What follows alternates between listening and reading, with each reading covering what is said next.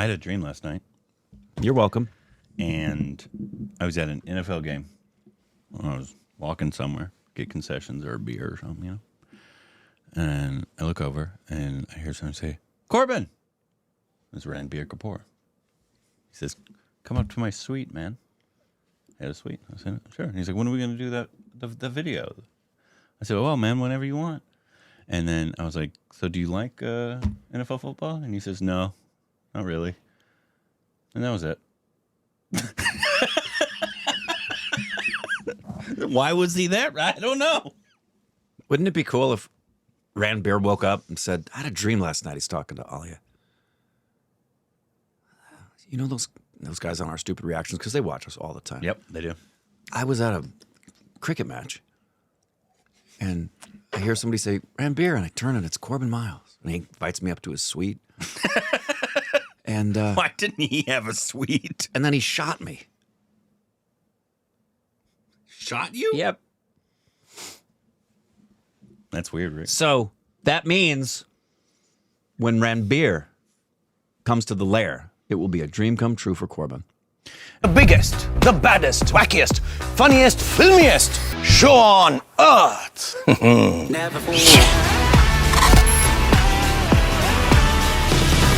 Hey, welcome back to our Stupid Reactions of Corbin. I'm Ranbir Kapoor. You can follow us on Instagram, Twitter for more juicy content.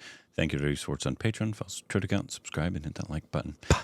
Today we got a so Aamir Khan has a What? Aamir Khan? He has a YouTube channel. He does. It's called the Aamir Khan Talkies. Oh. And he has been doing a whole bunch of different things, kind of commentating different parts of his. What?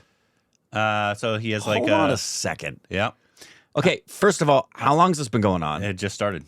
Like Okay. His first video was 6 days ago. Okay, because I'm looking at the views, and I'm looking at the subscriber count, and it's not making sense to me. Yeah. Well, obviously, this is actually him talking, but of course he doesn't edit it.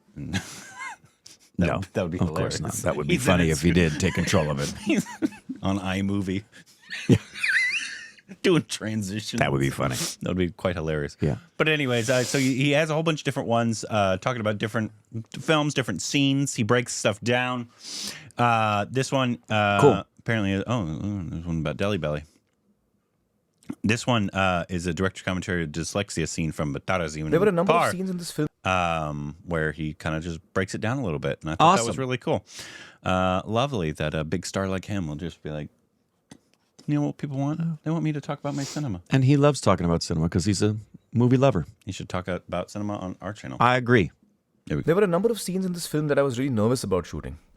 And this was one of them.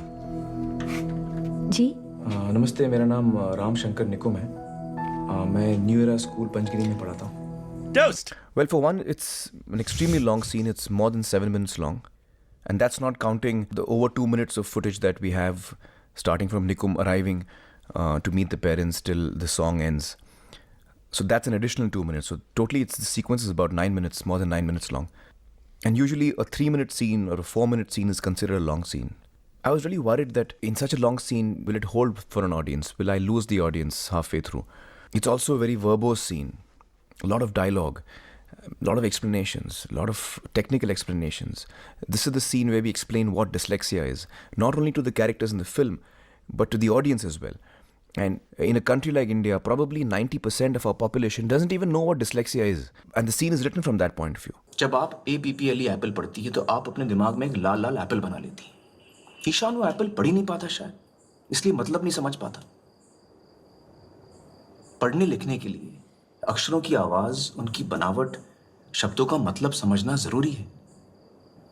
ये अहम जरूरत ईशान पूरी नहीं कर पा रहा है। So that the audience gets it, everyone gets what dyslexia is. What is it that is troubling the child? You know, what is his problem? So this is a key scene in which all of this is explained. And He has if autism. this doesn't hold, the film actually falls through. Doesn't he have both? The film doesn't hold. Yeah. If this scene Yeah. doesn't hold. It's also a scene which is just in one dyslexia room. is not his big thing. The characters No. don't move No. around much. No. Just 4 people sitting around and talking to each other. And that really limits the, the various ways that you can shoot a scene in. It makes coverage really difficult because if you cover the scene in the same kind of shots right through a scene that's, more than I 7 love minutes, this. it can get really boring. आपको क्या लगता है उसकी problem क्या है? Problem उसका रवैया और क्या, पढ़ाई की तरफ, हर चीज की तरफ हमेशा बदमाशी, तेवर ही तेवर, कभी कोई बात ही नहीं सुनेगा। मैं आपसे उसका प्रॉब्लम पूछ रहा हूँ, आप मुझे सिम्टम बता रहे हैं। Even visually, you want the frame to change constantly or at, regular intervals so it doesn't bog you down visually. So I had to, really think carefully about how I can change the visuals, how I can change the shots so that I sustain it over a longer period of time. I also chose to use an extremely simple way of shooting the scene. I didn't want the camera to move too much. In fact, that's the style I've kept throughout the film. Yohan, जब तुम उसकी तरफ ball फेंकते हो क्या वो पकड़ पाता है? वो बॉल को कभी जज ही नहीं कर पाता, क्योंकि वो साइज, डिस्टेंस और स्पीड इन तीनों को एक साथ समझ ही नहीं पाता। कितनी बड़ी बॉल कितनी दूर से कितनी तेज आ रही है, जब तक वो जान ले गाड़ी छोड़ जाती है। My attempt has been that you shouldn't notice the camera, you shouldn't see the camera, you shouldn't be aware of the camera at all as an audience. So, all of this was in my head before I got down to shooting the scene. Though I was nervous about it, I was clear about one thing, that I didn't want to rush the pace. I didn't want to push the pace just because I was insecure about whether it would hold. So I didn't want to rush the pace. I wanted the scene and the lines to have pauses. I wanted to have an impact. जरा ये पढ़िए mister Awasthi. ये कैसे पढ़ सकता हूँ मैं, ये तो चाइनीज में है। अरे कोशिश तो कीजिए, चलिए ध्यान दीजिए। क्या बेकार की बात कर रहे हैं, मैं कैसे पढ़ सकता हूँ इसको? बदतमीजी कर रहे हैं, आपका रवैया ठीक नहीं है, ये आप शैतानी कर रहे हैं। It was very important that what Nikum is saying sinks in to not only the characters but even the audience. And so I knew I didn't want to push the pace. So I went with that. I took the chance and I went with that. The scene was written with that pace and I liked the way the scene was written. I liked the pace of the scene and I felt I should stick to that. And so I did. This scene was also an extremely demanding scene on me as an actor. So that was an additional complication.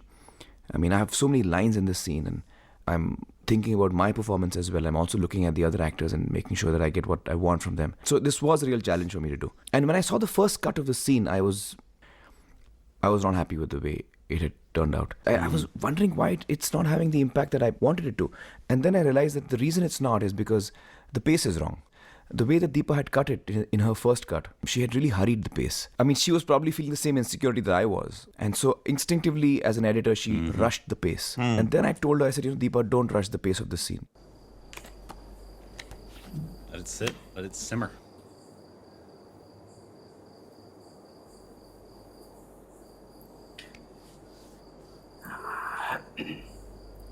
हाँ, पानी मिलेगा please. I mean, I've shot it with a certain pace, and so you can't push the pace.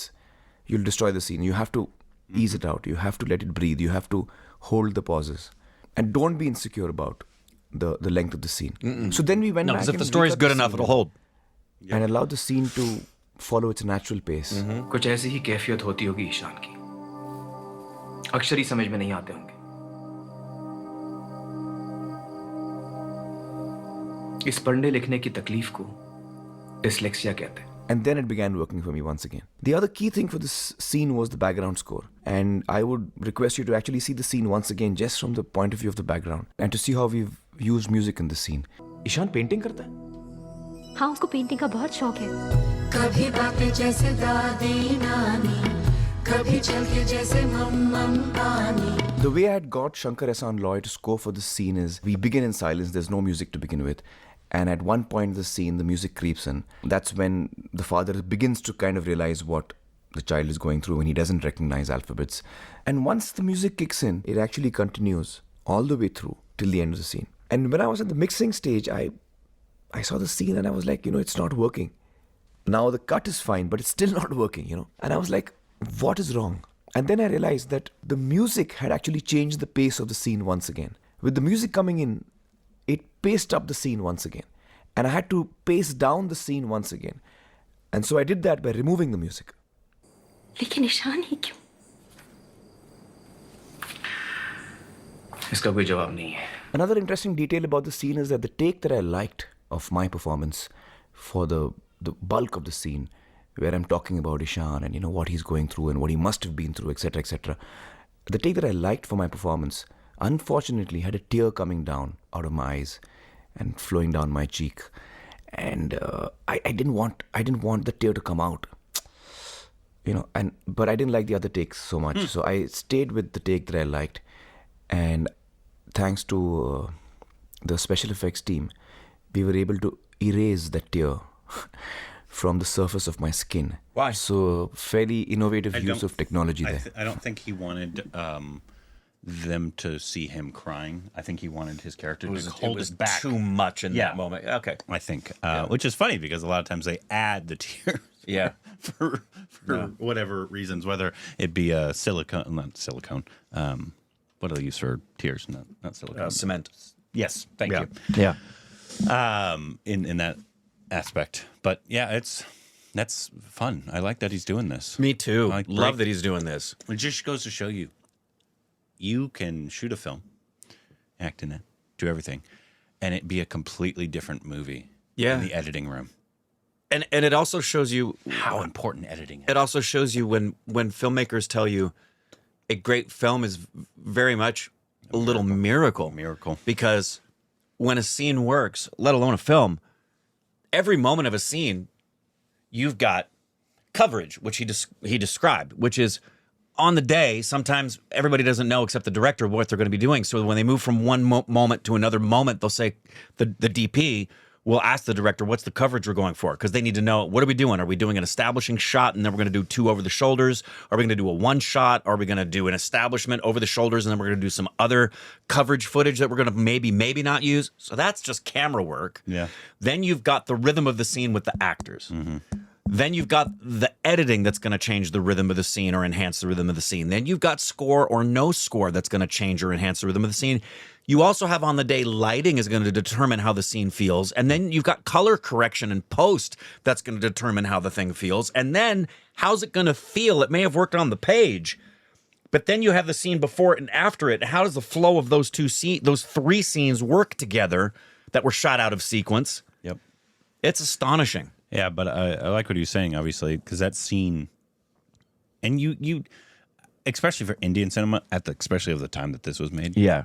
that was kind of pretty revolutionary for commercial cinema. Yes. Of letting a scene breathe, Mm-hmm. whether it be in length and just sitting there, not cutting, or not putting score behind it, because that's something, especially, I mean, it still happens, but in older Indian, Bollywood specific cinema as well, they tend to overscore a lot of things because they want to bring the emotion out. Correct. But to just leave it there with no score behind it. And that's the other thing. Loved it. You know, a director can, in the editing room or working with the composer, they're working on a scene and you can't see the forest for the trees because you're so absorbed in it while you're editing. And you think you like what you've done, and then you watch your first screening of everything put together, and you go, none of that works. Yeah. And you've got to go back in and kind of start over with your editor sometimes. It really is extraordinary when a film comes together and it just feels like this seamless whole of beautiful, elevative creation. The amount of components and people that are required for that to take place, it is a small miracle. Yeah. It really is. I've only ever seen this film once, obviously, when the first time I watched it. Obviously, we really liked the film, obviously, when we saw it. But And I think we gave a lot of grace to the fact that the primary focus was dyslexia, but his main issue is truly he's spectrum. autistic. Yeah. Obviously, dyslexia, ADHD is on the spectrum. Yeah, of course. There's a lot of stuff on the spectrum. Anxiety is on the spectrum. Right. And so there's so many different things. But the main kid had autism. 100%. It was so funny because what's her face from? She was in Game of Thrones. Now she's in The Last of Us. What's her name? The girl. She was in. Oh yeah, damn it. Yeah, the actress who's that? Yeah, she just. I heard. Found out. She just found out. Just funny because you could just tell that she has autism. Yeah. Just in the look of her. So it's surprising that's the first time anybody had ever brought it up to her. Yeah. Yeah. I guess it's because, I mean, who knows? I'm not somebody to do. I'm not a clinician. So obviously the kid, I'm sure had dyslexia, but that wasn't his main issue. No. It was an issue for him for sure. But I guess they were easing into the conversation because he, as he said, most people don't know what dyslexia is. And it's much easier for people who have no idea about dyslexia or people on the spectrum, dyslexia is a much easier thing to explain. Yeah. People can understand, oh, they don't see the letters the right way. That's pretty simple. Explain spectrum. Yeah. That's not as simple and direct. So you can't have that ambiguity for a completely non-aware audience. So I totally get it. Yeah. I'd love to see it again because I too haven't seen it. There's a lot of films I've watched over and over and over again. I love this film, but haven't seen it since we watched it. I can't remember if Steph saw I cried. saw this one 100% I with me. cried. I can't remember if she saw this. I know she didn't see Three Idiots with me because that was the first film we'd ever watched. And she was at work. Yep. Didn't we watch it together? Three Idiots? We reviewed it. No, I'm saying, did I go over to your house? Wow. Or I might have gone over when you were showing it to somebody else, maybe. I vaguely remember watching Three Idiots. Yeah, at I don't yours. remember that specific. But I love that he's doing this. Yeah. If there's other ones of him on his channel, seems like he's uploading every day. Wow. A lot of work there, buddy. He's a big YouTuber. I like it. But I like that he was like, you know, people would like me talking a little more in depth about certain things in my films. Yeah. I do. It's true. Love knowing that. So if there's other one of his videos that we should react to, let me know what they are and anything else we need to know down below. The biggest, the baddest, wackiest, funniest, filmiest show on earth. Never